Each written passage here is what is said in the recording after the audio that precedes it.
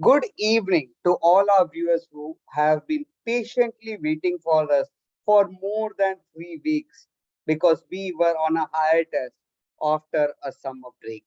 The summer break was a mandatory hiatus which all the F1 teams required to take, and that's a part of the technical rules and regulations. And so did we, being the true F1 loyalists, we so called portray ourselves to be.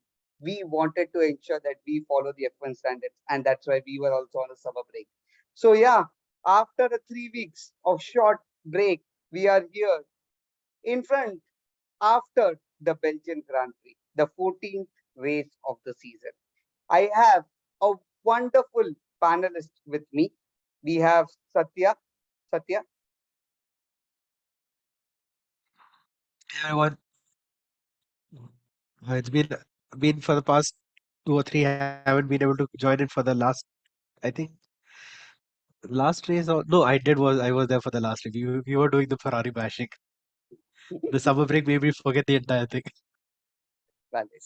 So, yeah, as said, summer break is so long. But yeah, we also have a return panelist, Shweta. Last time she was invisible to our audience. Today, you can see her in person. Welcome, Shweta. Hi. It's been a while since I joined in. So, hello. Good to be back today. Welcome back. And to our newest member of the group, Akash Amrite, a person who has made an official podcast, it seems. But yeah, welcome to the group, Akash. Thanks. It's my first time on the podcast and looking forward to the show today. Welcome. And yeah, as I said, a summer break has been a brief technical hiatus for the F1, but that doesn't mean that it was a sleep, calm, chill period because we have had a wonderful time during the summer break. And that is mainly because the drivers' silly season, aka the drivers' transfer season, has started. So I would like to ask the panelists on their takes on the driver silly season. We can start with Satya. Oh, it was fun. It was. I mean, in fact, every single team got into it. It was that. It was a juicy drama that just happened. Starting, and it all kick-started with Sebastian Vettel saying that okay, came to social media video. Okay, fine. He's going to be retiring because that is what he had mentioned long back. Wait like a week time, and then all of a sudden Alonso drops the bomb. He's moving into that's got nothing to do with the, the silly season. Oh.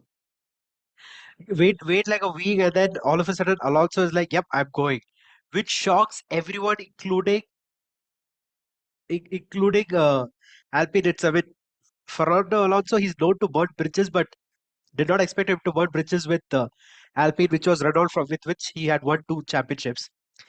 Then comes in the whole Oscar Piastri drama, which I personally believe he could have handled it a bit more better. Or in a Yes, he could have said, "I have not signed it with the team," and all of that. He could have said that line. He did not have said, "I will not drive for Alpine at all," because that is sort of giving a slap on Alpine's face. Even though Alpine is the one that gave Piastri all his opportunities and everything. Not sure how it might turn out to him for his future, but then there is a possibility. I mean, or I think that there's a possibility that Piastri might be viewed as someone who is not as loyal to a team in the future. Because okay, fine, F1 does not stick loyal to her. There can be a perception with respect to Piastri as such. It could be a black mark on him overall. And now finally we got to know that Ricardo is going to leave McLaren. God knows where he's going to end up, or if he might leave Formula One altogether itself. And so this silly season is still not yet over. Yeah, true. And I believe that okay, Oscar should be getting an Oscar for his performance in the driver silly season. What's your take on that, Akash? More than Oscar, I think Fernando Alonso deserves Alonso should be. First things first, no offense to Fernando, but he's probably what people call him, the poster boy for bad career choices. I mean, look at how his career. He won 2 championships with Renault, and then he went to McLaren for a year, came back to Renault, where they became a mediocre midfield team. Then went to Ferrari, which weren't all that competitive, and then he went to McLaren, which was even worse with the Honda power unit which they used. And then he took a 2 year sabbatical and then came back to Alpine. Um, and unfortunately, not 100% clear on why Alonso decided to leave Alpine. I think it had something to do with him wanting a multi-year contract, but Alpine willing to give him only a year because there was Oscar waiting in the wings, and I think that's why he left. But again, not 100% sure whether it's a bad career choice or whether it could actually be a masterstroke with Aston Martin probably looking to move up the field.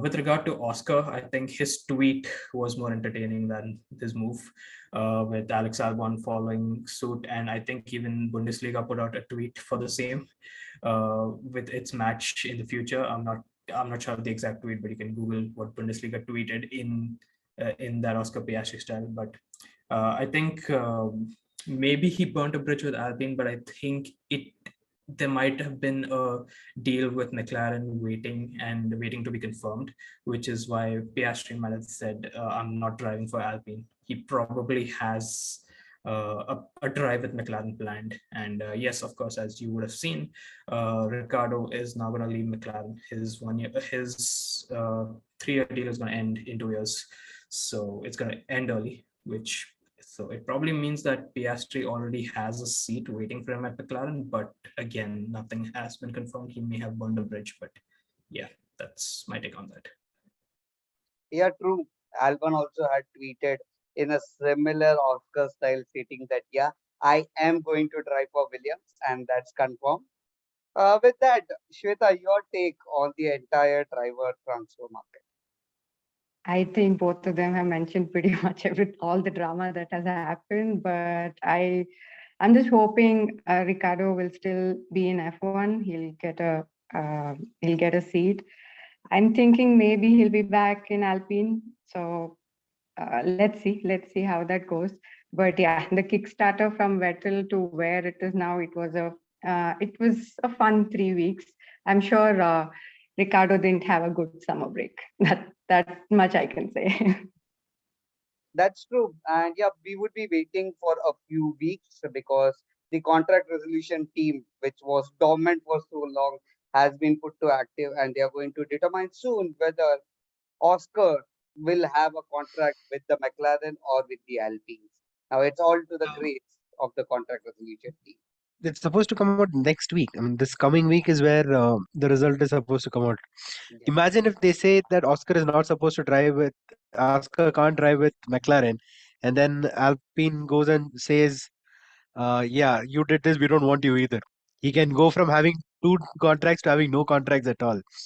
The same way where Alpine went from having 3 drivers to having just 1 driver now. Yeah. True. The So with that, fluidity.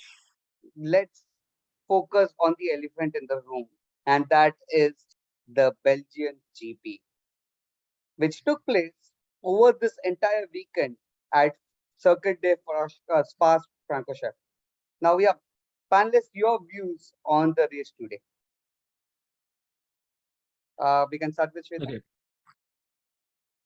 Yeah, sure. I had fun watching it, lots of fun, and I have to mention how good Max was today. It was a classy drive, the way he came up the field, and he came up 10 places without even before the DRS was activated, and then he finished 18 seconds ahead of Perez.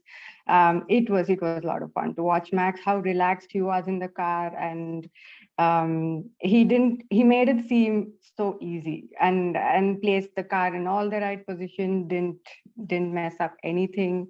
So it was good. That was good to watch. And then there were a lot of things that were happening behind him, and there were a lot of good overtakes. I especially loved Ocon's 2 times double overtake. That was a lot of fun to watch. And then Sainz and Alonso did have a good start, but then Alonso's start got messed up with the impact with Hamilton there, and Hamilton did say he was in the blind spot, I think, when he was interviewed during the race, but he had just overtaken him like not even a second ago, so I'm not really sure about it, but I'll let that leave that for discussion for later. So then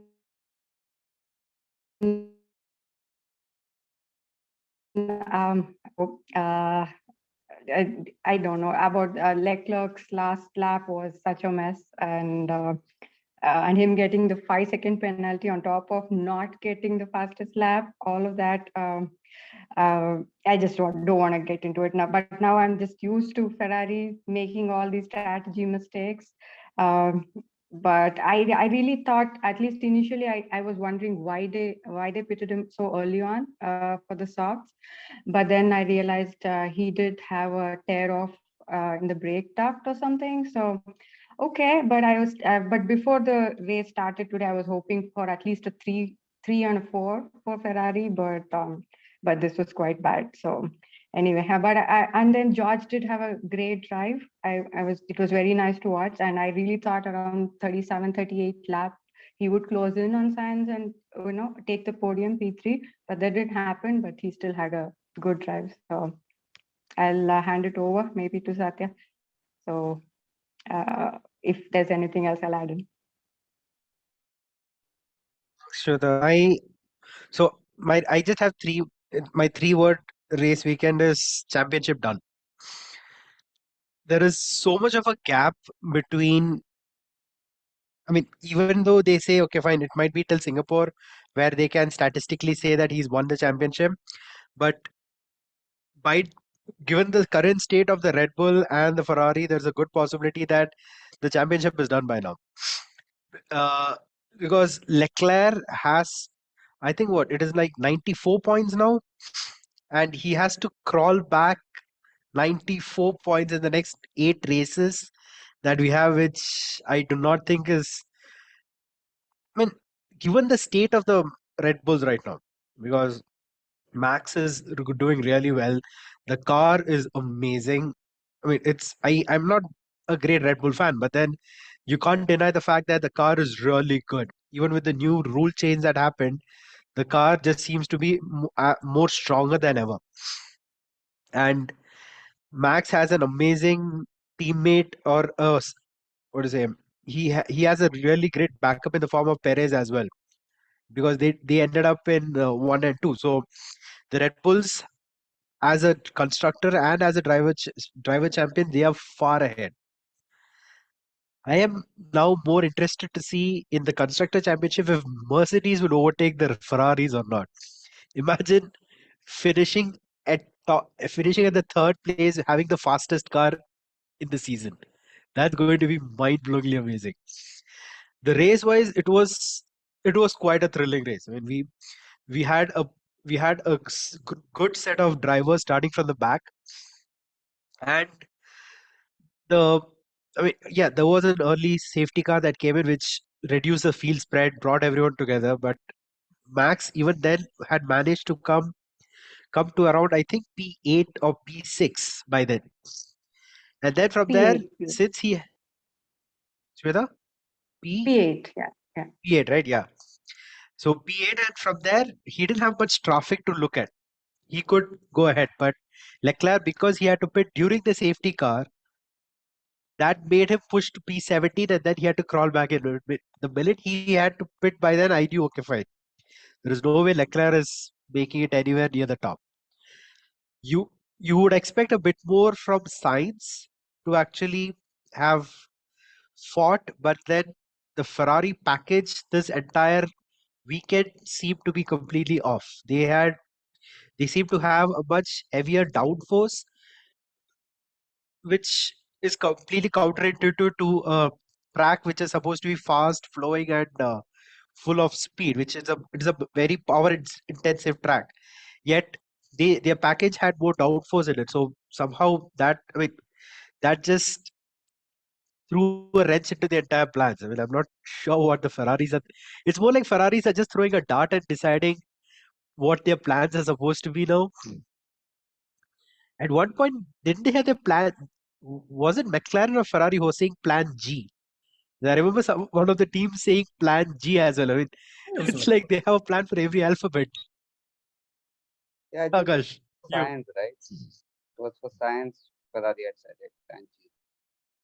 It could If be. I'm not wrong. I'm sure it's Ferrari. I mean, they even threw in a multiple choice question in there. So That was also going on. Those are multiple choices. Yeah, on the view of the same, Akash, your takes on the race. I think what really impressed me the most and what really keeps impressing me the most is Max Verstappen.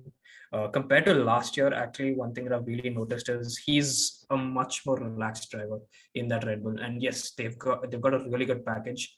But Verstappen as a driver is much more relaxed than he was in 2021. He's achieved his lifelong dream of winning the world championship. Now he's just relaxed. He's just going to keep racing for Red Bull, and he's just going to keep winning. And Red Bull, by the way, nailed the 2022 regulations, and I think it's their championship to lose.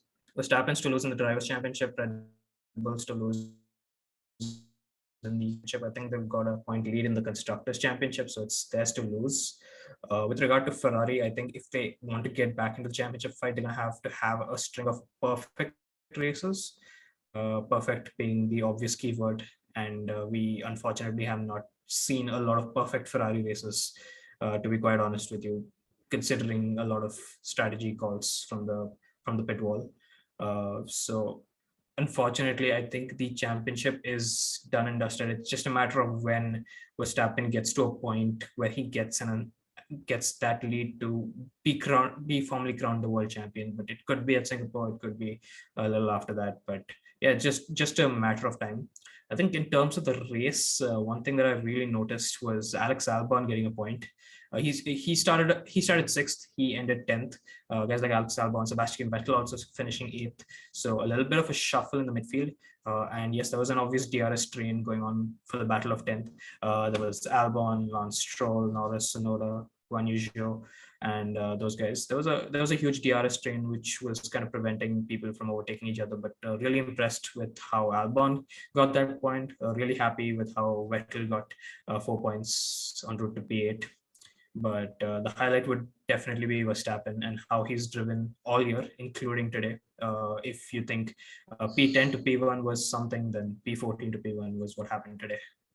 So I agree with the DRS train as well. You had it, yeah. The best part was you had Albon, then Stroll, Norris, J- Sonoda, Joe, and then even Ricardo joined in after a point. I mean, you had these many car, and with the new regulations, everyone is able to follow closely, and that it just formed. The best part of all of this was, even though there was a train in the back, Albon was still ahead and matching the pace. So I'm hoping that the Williams are slowly coming into their own. And I mean, King English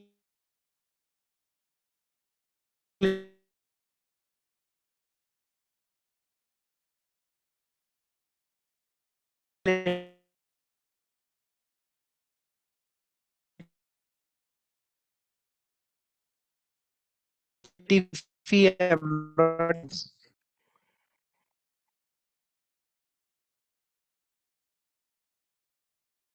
another thing to add in the silly season is who's going to replace Latifi if Latifi is going to get replaced. That's a more interesting thing. They ran Nick DeVries. Latifi might, because they were saying that they no longer, the Williams at the moment is not shortage of funds as such, so they don't need to look for a driver or a paid driver essentially. Yeah, Only only one who is an exception to this is Stroll, because his father owns the team. Irrespective of how bad he performs, he would still not get thrown off the team. that is a fair point. Yeah, but a lot of folks in the Williams thing, they ran Nick DeVries in one of the free practice sessions. They've got Logan Sargent, who's currently in Yeah. Formula One. A lot of young talent waiting. So your seat is no longer his seat is definitely under threat for the Williams. But yeah, in terms of Williams, I think all throughout this weekend they've had a faster car, quick in a straight line, and I think Alex Albon was able to make good use of that, especially on the Kemmel Straight and through Rojan Radion, which would have definitely helped him, which is how he got into the position that he is in this race. His qualifier was amazing. He was the fastest in the sector one, which was mind blowing. Yeah. Yeah. So yeah, considering that, okay, we say that, okay, consistency is a key to winning any championship. We have also seen that, okay, consistency is a key to losing out any championship, which Ferrari have clearly demonstrated with their consistently inconsistent races. But yeah, there is one more thing which was too consistent amongst all the races is the duel between Hamilton and our very own Fernando Alonso. They met in a corner. It was an accident. There was a cheeky reply of radios from both the sides.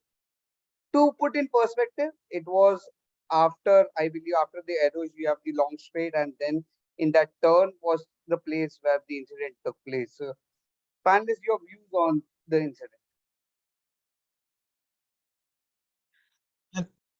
Lewis took full. I mean, it happened when Lewis walked back.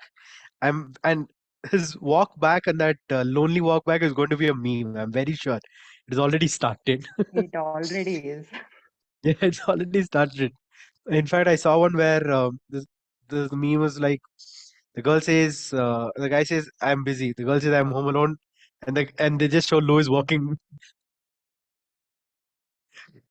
So he already so in the um. Thank God we don't have an accounter. When he was interviewed later, he took full responsibility of that. I mean, again, I agree with Shweta with the fact that I'm not entirely sure when he says he was in his blind spot because he didn't completely overtake Alonso. Alonso was right there, and you can clearly see that he there was a sudden turn that he takes towards the like towards the apex. He takes a quick turn rather than completely on the outside. So I think he was trying to push Alonso out or hoping that Alonso might break and turn. That was what he had hoped. But given that he did take full responsibility of that accident, I don't think I can say anything about that. It was being a Hamilton fan, seeing him fly at that point was a shock. I was in the car and this was running. I screamed in the car. I was just couldn't do it. I mean, what are you thinking? This is just lap one. He could have and it is very unlike Lewis. You usually see him as a more controlled driver. There are times where he would have just let Alonso go and then overtaken him the next lap. But somehow this is Alonso. I'm very sure Lewis knows that if he does not overtake Alonso now, there's a good possibility that he will try and make life more difficult for him. Yeah, true that.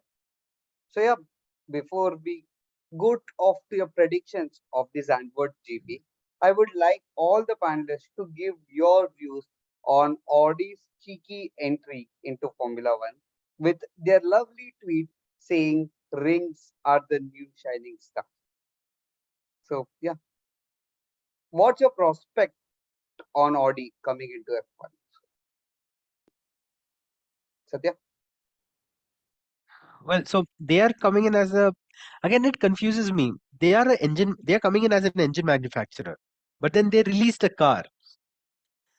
And then after a later point they are giving a tweet that they will not create a new team, they will buy a team. So like they and the main thing for me is with regards to I hope they don't do what Honda did when Honda came in with all this prompt saying that yeah we are going to build an amazing car and everything, and then the first testing Alonso calls them GP2 engine. So Audi is coming in, which is great to see more engine manufacturers and more when they are going to buy a new they are basically they might end up buying Saba. That's what the rumor is. But if they don't have a good engine, then they are just going to tank. Yeah.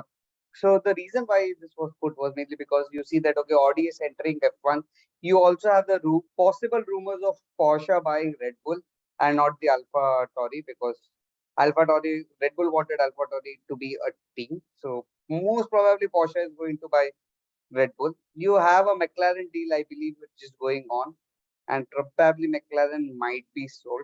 So yeah, considering that F1 has finalized its 2026 engine regulations, will you see more and more influx of these new engine manufacturers into F1?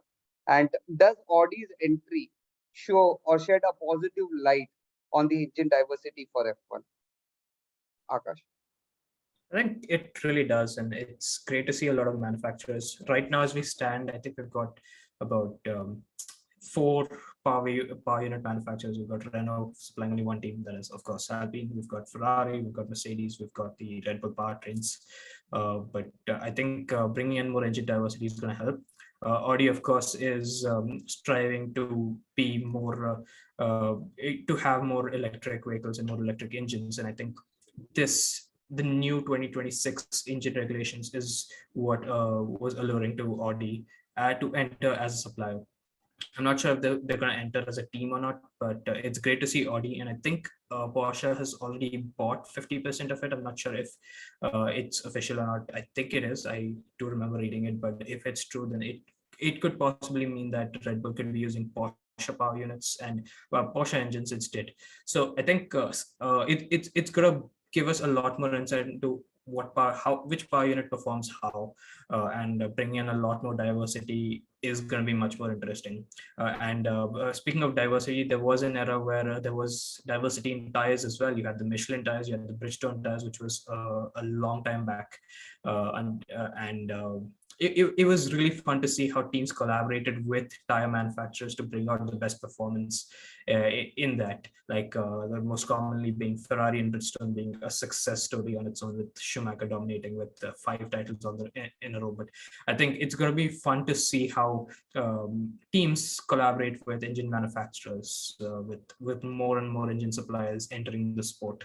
It's going to be something worth watching. Yeah, true. Shweta, your take on, will it break the engine monopoly? Considering Mercedes now supplies to, I believe, 4 teams, Ferrari to 3, and I believe Renault only doesn't supply, it only supplies to Alpine, and you have Honda supplying the Red Bull powertrains for 2 of the teams. So yeah, considering that okay, you have a closed group of engine manufacturers, do you think that okay, new people coming in would actually break this monopoly and give individual manufacturers also the respect and stop the Ferrari veto? It's definitely, I think the diversity is definitely good, because currently we know that in a few set of races, Ferrari is not going to be good. And then that means 4 teams are not going to be great. Or, if Mercedes is not doing well, then we know 4 teams are not going to be up there.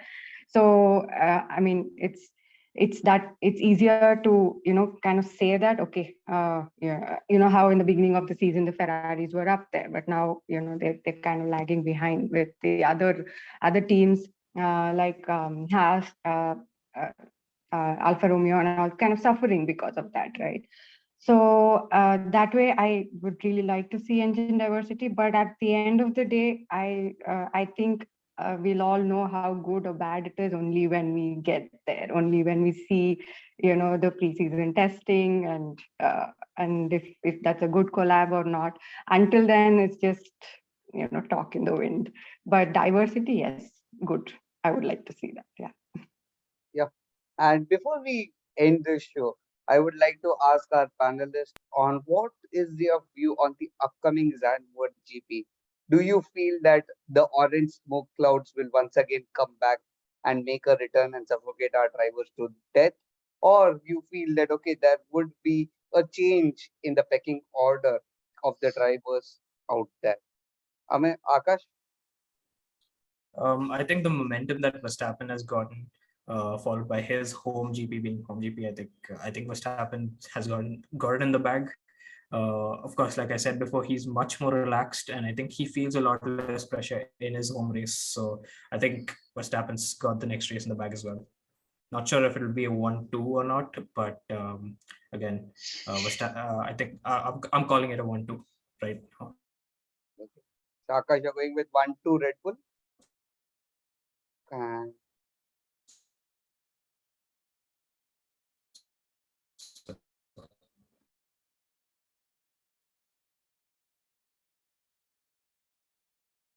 Happened last year as well. And last year, Max had a dominating performance at Zandvoort. And it's a given that seeing his form at the moment, he would have a repeat performance at Zandvoort as well, unless something really bad happens. As for Leclerc, I feel the max he can do is come second. He would try, he will try for first, but then he has an entire Ferrari team which will be trying to stop him from achieving that. So that's that might be a challenge for him to win the first place. Shweta, Yeah, I think Max kind of has it in his bag until something bizarre doesn't happen. But uh, but even otherwise, I would like to see a little bit of mix up, hoping something something might change. And yeah, like you said, I think Ferrari is going to in all probability going to mess up Leclerc's race. Leclerc might be needing some counseling soon to keep his head straight because of all that keeps happening with him. And the thing about the orange smoke, I mean, like literally the orange smoke, I really think they should stop people They should ban from it, yes. doing that at least 10 minutes before the race, at least 10 minutes before. Do it after the race, when Red Bull wins or when Max wins or whatever. But the first lap and the formation lap, when it's smogged up in the smoke, I keep thinking, I hope the drivers can see. I I hope it's completely not agree. It clouding. was Yeah. it was Austria, right, where Yeah.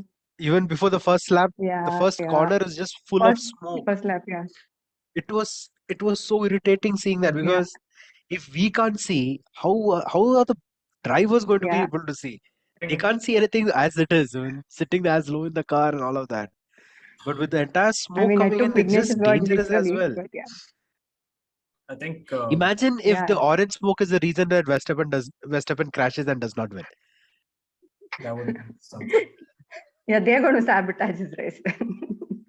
I think more than that, if you look at what kind of a track Zandvoort is, I think it's more dangerous for something like an orange smoke to be there, because if the drivers can't see, the track is already narrow and difficult to overtake on. So, and you've got walls very close, so it's probably going to be really dangerous if the orange smoke makes a return as much as it did in Austria. So, hoping for the best, nothing untoward But happens. yeah, when I said I'm hoping for some drama, I don't mean because of the orange smoke. Definitely not.